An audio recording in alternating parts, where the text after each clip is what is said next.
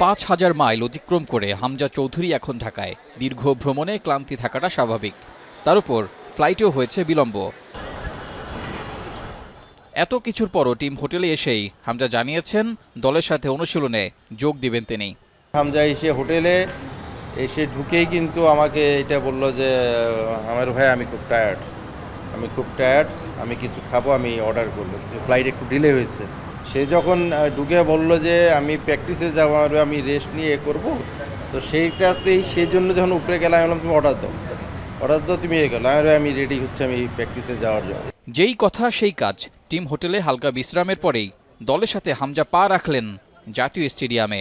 হামজার সাথে পুরো দলটি যেন ফিরে পেয়েছে প্রাণ। আমাদের কাছে সে হলো একটা ফুটবলের ক্রেজ, তো সবারই চাওয়া যে আপনাদের কাছে যাওয়া বা আপনার যেটা চাওয়া সেটা তো আমরাও চাই যে সে হামজা আপনাদের কাছে থাক, কথা বলবে, দেশবাসী জানবে হামজা আসছে, সে হামজা নিজেও চায়। এদিন যেন পুরো দলের মধ্যমণি এক হামজা চৌধুরী।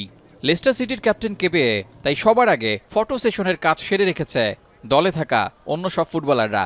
এরপর শুরু হয় অনুশীলন। হামজা আসলেও সমিত দলের সাথে যোগ দেবেন ম্যাচের 2 দিন আগে। অনুশীলনে কতটা সময় দিতে পারবেন কানাডার লিগে খেলা এই মিডফিল্ডার তা নিয়ে শঙ্কা আছে, তবে বাংলাদেশ দলের ম্যানেজার জানিয়েছেন এসব নিয়ে সমস্যা হবে না। সমিত দলে যোগ দিলে পূর্ণাঙ্গ হবে বাংলাদেশের স্কোয়াড। লাস্ট টাইমেও কিন্তু সমিত এসে বাইরে ওয়ার্ম আপ করেছে, একটা এত দূরের থেকে আসা।